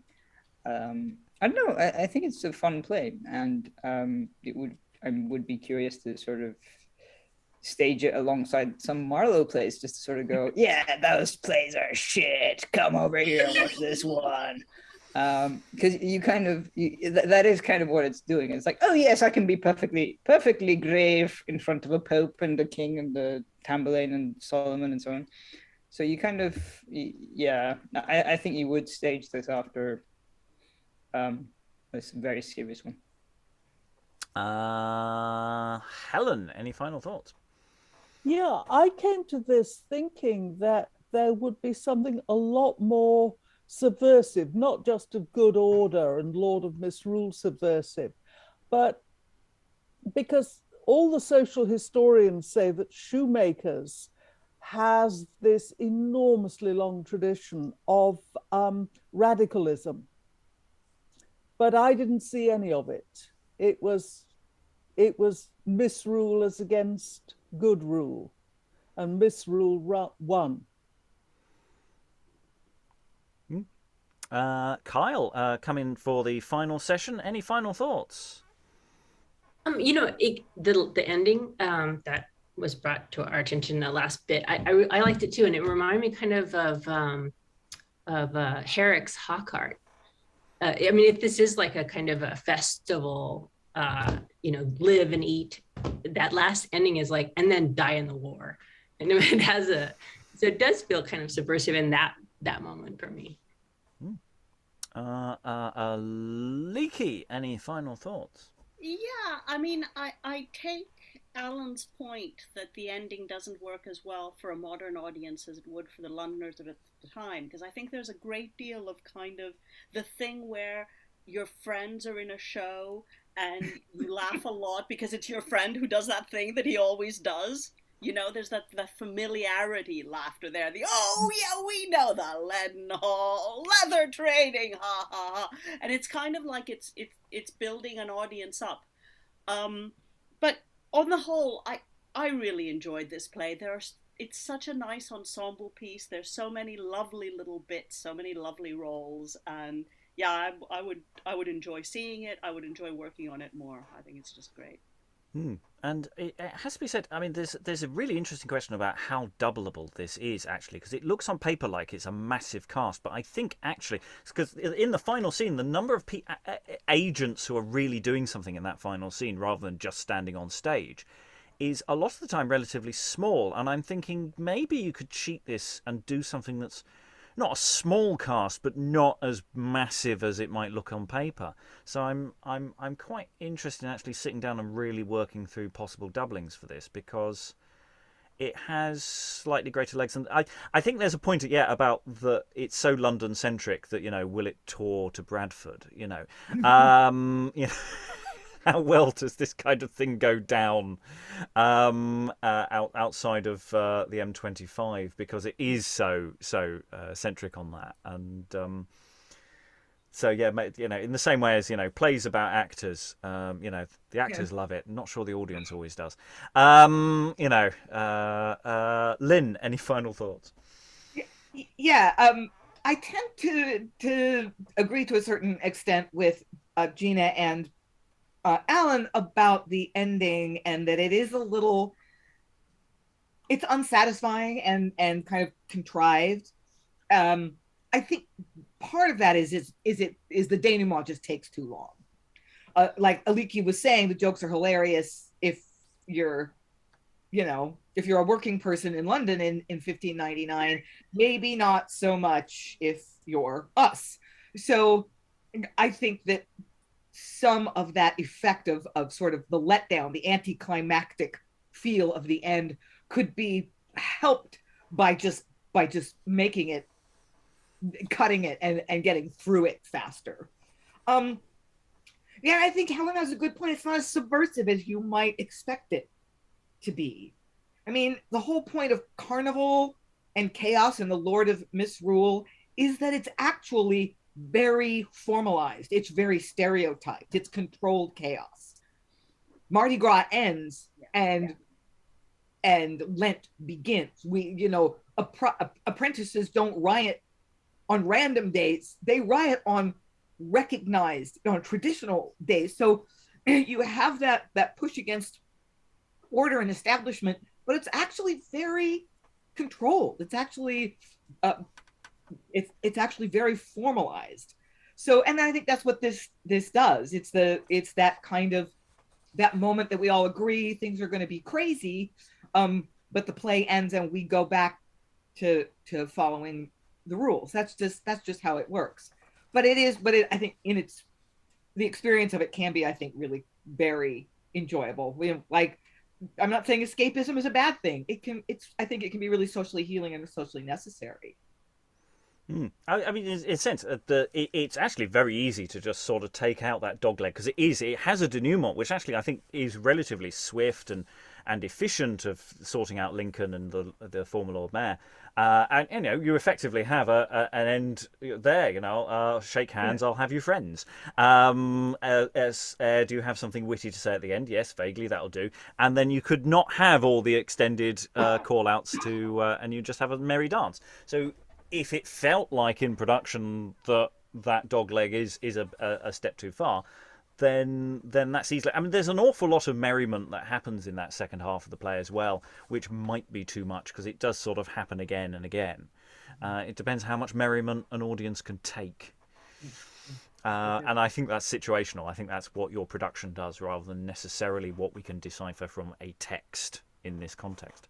Sarah, any final thoughts? Yes, I agree.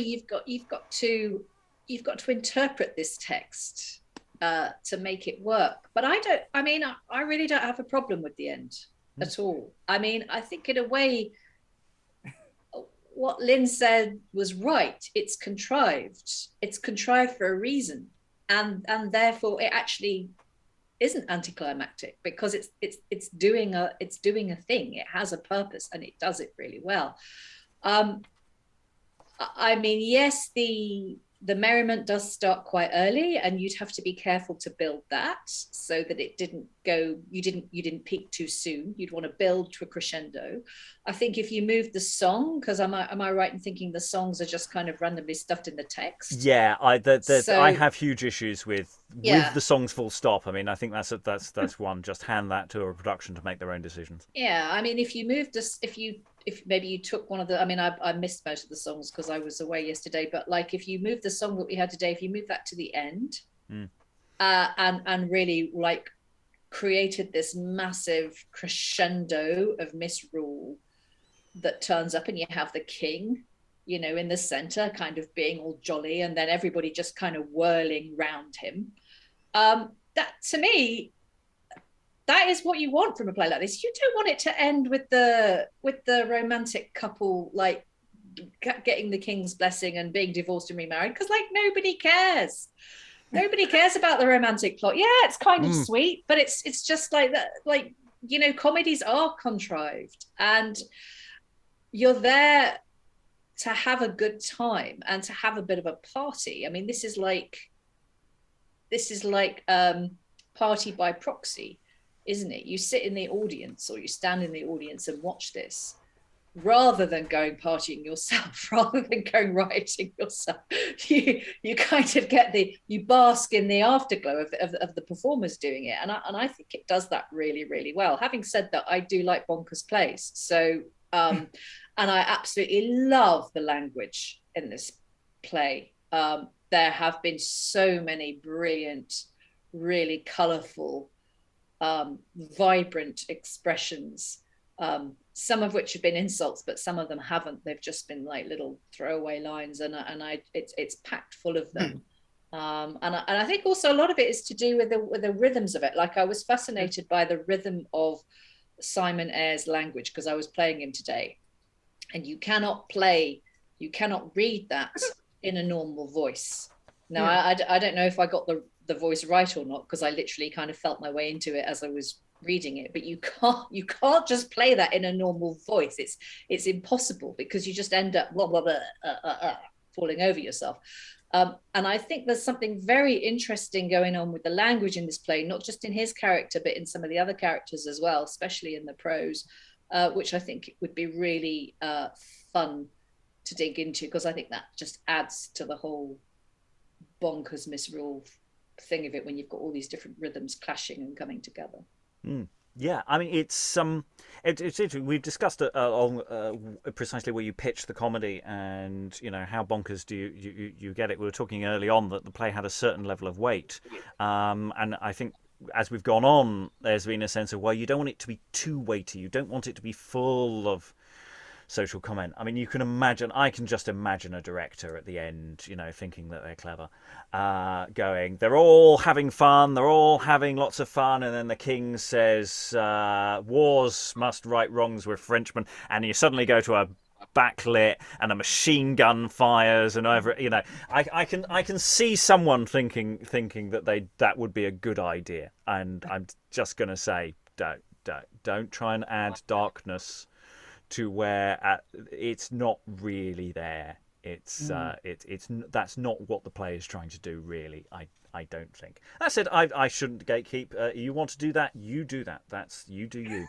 And see what happens to your ticket sales. Yeah. Well, to be fair, if you're going to throw something in, throw it in the very end. We have come to the end. We've had a lot of discussion. I think there's a hell of a lot more we could discuss about this, but sadly we have run out of time. So all that remains is to thank all the wonderful readers for all their wonderful reading. Thank you very much, and goodbye, you hopper arse.